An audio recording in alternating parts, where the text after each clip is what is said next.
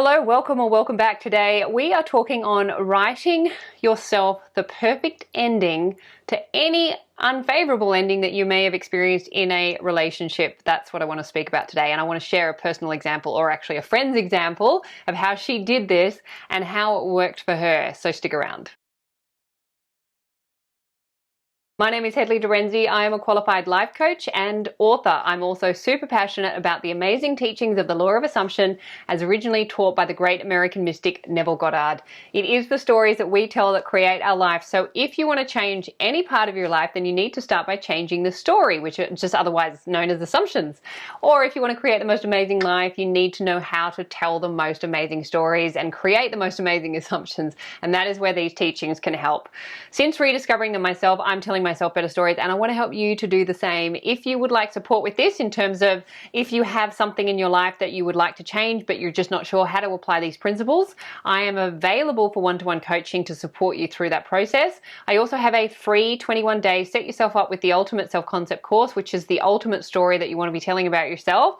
Or if you just want to stay connected, I am on Instagram. All of those details you will find in the box below, so check it out. Today we are talking on the topic of endings. So we all have endings that we experience in life, and we've all probably had some shitty endings and some unfavorable endings, and because that is just part of this experience. But I wanted to share with you how these teachings can actually help you to rewrite some of those unfavorable endings so that they are no longer active, they're no longer running in your consciousness. Because whatever unfavorable experiences that we've had, like trauma or things that haven't worked out in our favor that are negative, then they tend to stay around in consciousness unless we revise them and recreate them. Law of assumption works on the premise that imagination creates reality, and reality is just a reflection of imagination. So whatever story we're holding in consciousness, or otherwise imagination, is what's going to get pushed out and reflected back. All time is happening now. So there really is no such thing as past and future other than in consciousness. Think about something that happened in your past.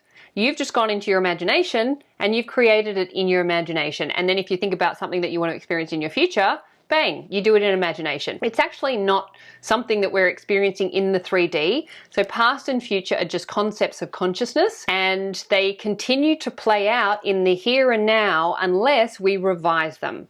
And that is why revision is one of the really powerful techniques of law of assumption. It's actually one of the techniques that I jumped over when I first came into them, because I was like, I don't want to deal with like revising and going back into the past.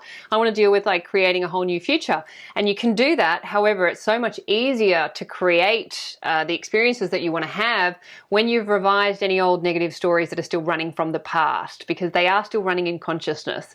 And we want to revise anything that's unfavorable. And what we're doing is we're not essentially changing the past, we're changing the state of consciousness that we have in relation to those events that we experienced in the past.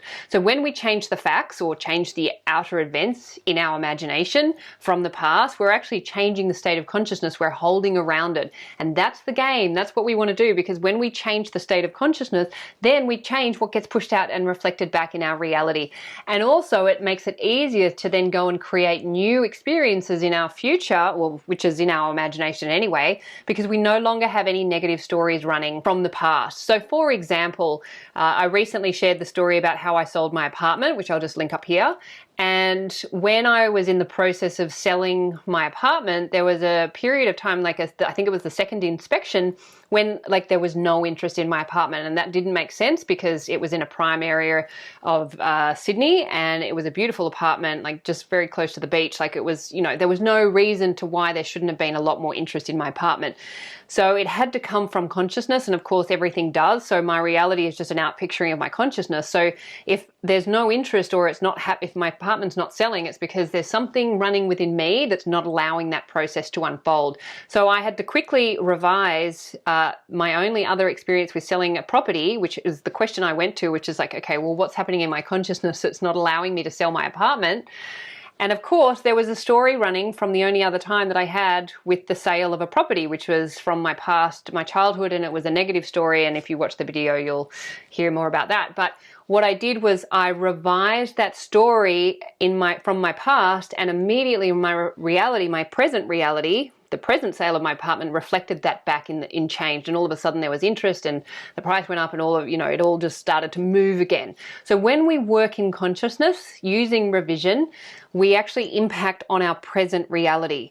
So if something is not happening in your reality today, it could be because you've got a story running from your past, which is just a concept of consciousness. It's still running in consciousness.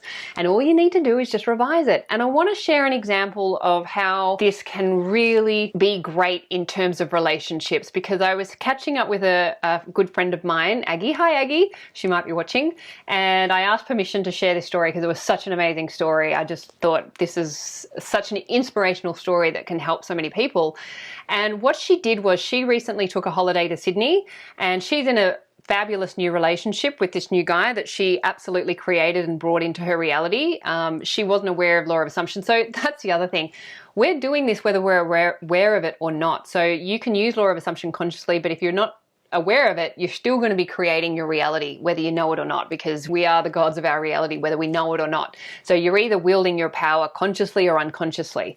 So she was wielding it consciously, even though she wasn't aware of these teachings at the time, to create this beautiful person that she's brought into her life. And then she's since kind of started watching these videos and becoming more aware of the law of assumption and using the power more consciously.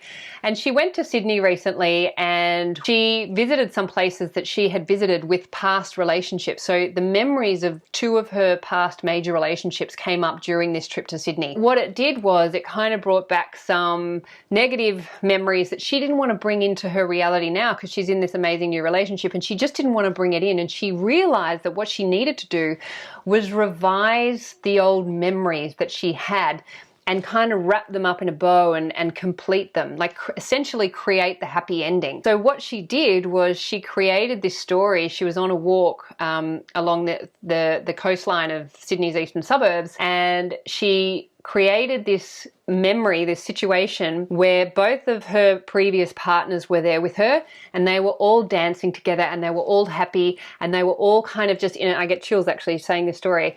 And she just created this beautiful scenario of where all three of them were there and they were just dancing and having this really beautiful time on this coast, on this walk.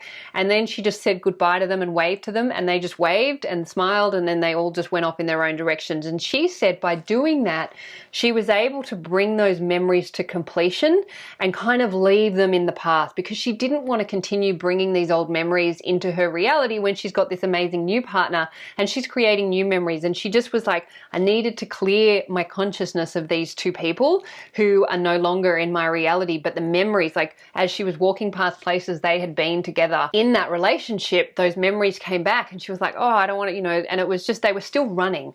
So she used her imagination creatively to create a scene that was very favorable, that felt very complete, and she just played that out and created a state of consciousness in her that felt really good and complete and beautiful.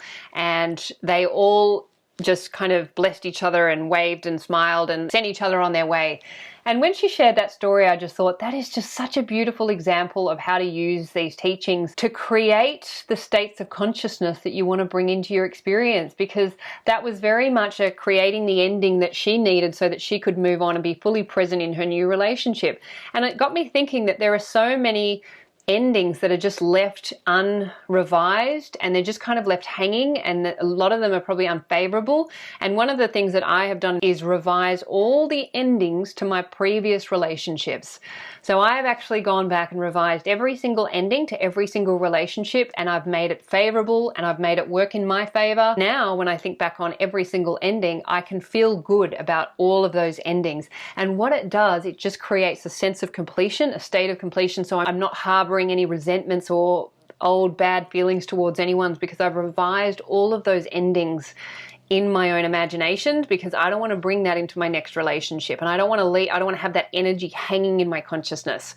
So that is something that I would suggest. If you have any endings in your life from past relationships that remain unfavorable, remain unfinished, I would suggest using the technique of revision, where you go back and you replay the ending and you turn it into a favorable outcome towards you. These are endings that are kind of, they're finished, like relationships that are completely finished. They might not have ended well. I would go back and revise them and tie them up with a nice little bow using your imagination, so that you can really let those go and be fully present to allow yourself into whatever it is that's coming, that you're creating next. It's a lot easier to create a really beautiful relationship when you're not like left dangling from these old endings and you're not holding on to past resentments and shit like that. So I thought that was a really beautiful story, and I wanted to share it with you in case you have something similar, that you could use that in your own life to help, you know, create more peace and a sense of completion with any unfavorable endings that are kind of just being left hanging. I really recommend the story of revision. It's such a powerful technique. I use it in my life every day. I use it throughout the day. If anything happens that's unfavorable, I quickly revise it, and I do it on the spot. Like, I'm working with this stuff in real time, and it's super powerful because you actually start to see reality reflect back really quickly, and you're in relationship with your reality on a moment-to-moment basis, and it starts to get fun because you can really see the work that you're doing in your consciousness reflected back, and you're like, wow, this shit really works. Please remember, you are the creators of your reality. You are the superstar of your show. You are the producer, the writer, the director, and the actor in your movie. So what you assume to be true will be so. So assume the best for you and assume the best for everyone in your movie too, and you will have an amazing life. This is my wish for you. Thank you so much for listening. If you did find this video useful, please feel free to like, comment, and share with family and friends. If you would like to subscribe to my channel, I would love to have you, and I'll look forward to seeing you next time. Thanks. Bye.